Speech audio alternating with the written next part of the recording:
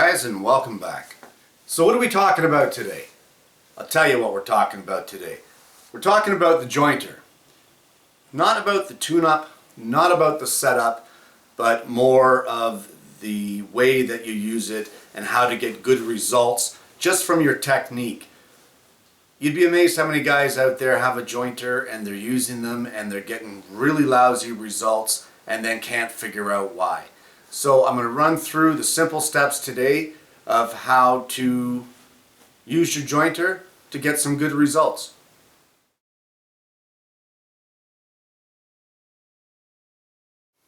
Okay, so what is the purpose of a jointer? I know. You're going to say it's so that you can join two boards, butt end together, and make sure that those boards are flat on the one end.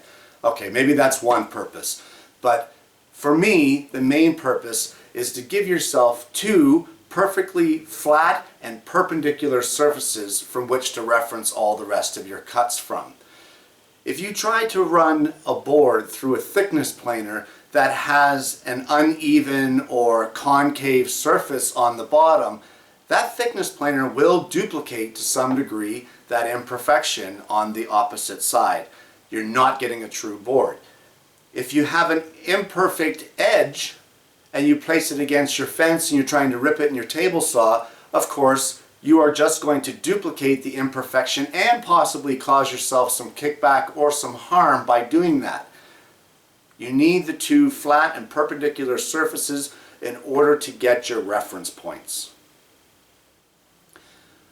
A perfectly flat and straight edge will ensure that as long as your board is kept tight against your fence, you will in fact rip an exact parallel cut on the opposite side of the board, therefore making the board perfectly straight on both sides.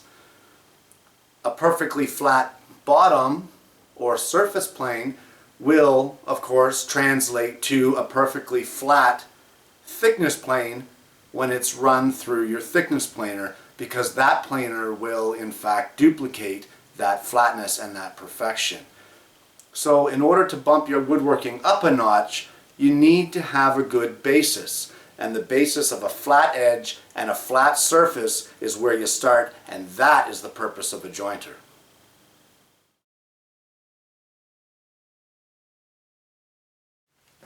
So the first thing that you want to understand is the principle of how a jointer works.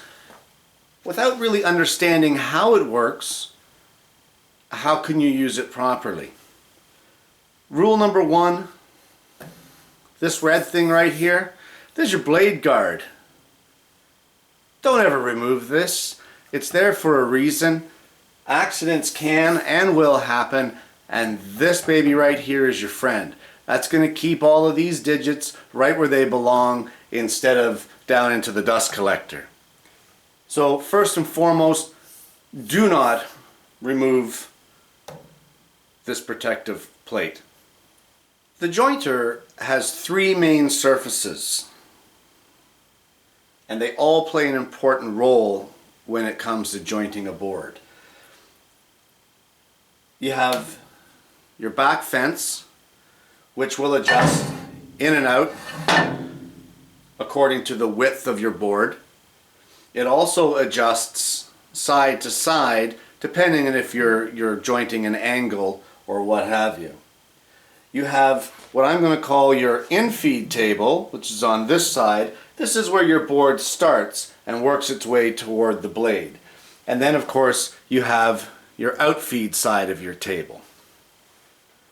The outfeed side of the table is adjusted so that it is perfectly aligned at the same height as your cutting blades. Your infeed table is just slightly lower, but making sure that this surface here is parallel with your blades, and of course in turn parallel with your outfeed. The concept here is because your infeed table is lower, as your piece of wood comes over the blade, it skims off just that little bit that's required to get it up onto your outfeed.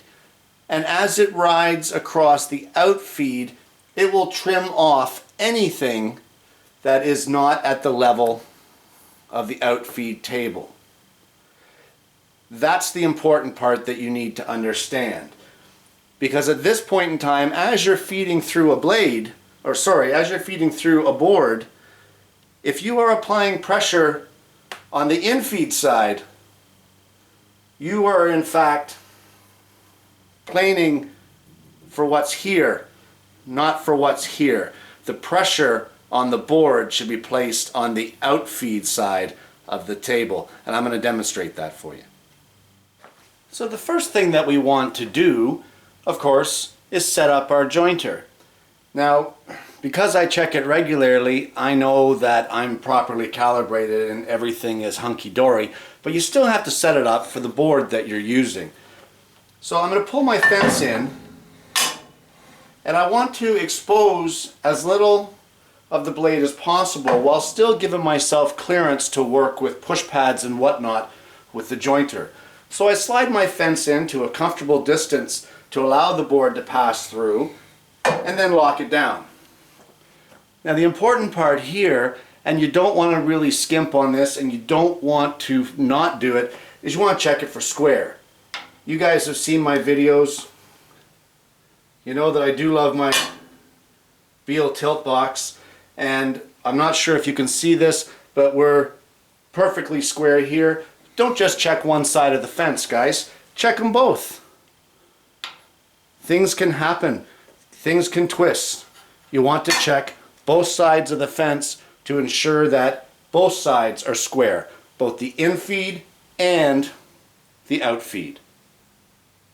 Okay, so you got your jointer set up. Everything looks great. Everything's squared. Your fence is adjusted in and out for the proper width of your board. But now you want to decide how to run your board through. My suggestion here, and although it runs against some of the principles of cross-cutting, is you want to do it with the concave side down to your jointer. If you have it so that the convex side is down to your jointer, you'll get that rocking motion on your jointer beds and it will cause you problems. So we're going to go with the concave side of this piece of oak, and it's a rough sawn so it doesn't look that pretty. But we're going to go with the concave side down to the jointer, and we're going to show you how to go about jointing this piece of oak. Okay, so first things first, before you start jointing the board, you want to make sure you got push pads. You guys know I stress this stuff. Keep your fingers in check. Use some push pads when jointing. Definitely, no questions asked, and a discussion. The next thing you want to make sure is safety glasses, eyewear, and of course you guys know I'm big on it. Hearing protection! So as you can see up here, as I'm feeding the board through from the infeed table to the outfeed table, I'm keeping the pressure using the push pads on the outfeed table section of the board. At some points in time, once I get the board onto the outfeed table, I actually raise up the second pad so that I'm not inadvertently placing pressure downward onto the infeed table. This is the important part. It's important where you put the pressure because you don't want the blades to try to translate the height of the infeed table to your board. You could, in fact, end up planing a taper or an arc. So keep your pressure, just like I'm showing here, on the outfeed side of the board. Once we get this piece of oak run through the jointer, you can see this looks an awful lot different than what it did when it was the rough cut. But I've taken a pencil and I've marked a little X right here. That is just to show me that this is the jointed surface. This is the flat surface now. And I like to check it with a flat edge or a straight edge. I check it from corner to corner, looking underneath for any light that will be coming underneath the straight edge, and then I check it from this corner to this corner to ensure that there's no light. That pretty much tells me, as I run this straight edge across the board, looking underneath it, I can see no light. It's completely flush onto my straight edge, and I know now I have a perfectly flat piece of oak. Now we want to do the edge jointing to give us that 90-degree perpendicular surface that I was referring to earlier. So now what we want to do is create that surface. So that initial plane that you did here, or in this case we're going to call this the face plane, you put the X on there, that face plane now goes against your fence of your jointer. And as you can see here, by running it through and keeping pressure against the side of the board to keep it flat against the fence, and again the same pressure to the front, to the outfeed side of the table, you continue until you joint the entire surface of that board. And then you want to check it. So same method as before with your straight edge, corner to corner, checking it for light coming underneath. This one again, perfectly flat. And this is the important part now. Once you're done, take a trusted square. Lay it on the end of your board and run it from end to end slowly, watching for any imperfections along the way. And there isn't one. Two perfectly perpendicular surfaces, perfectly flat all the way along.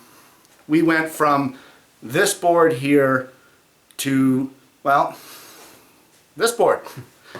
And it didn't take that long to do.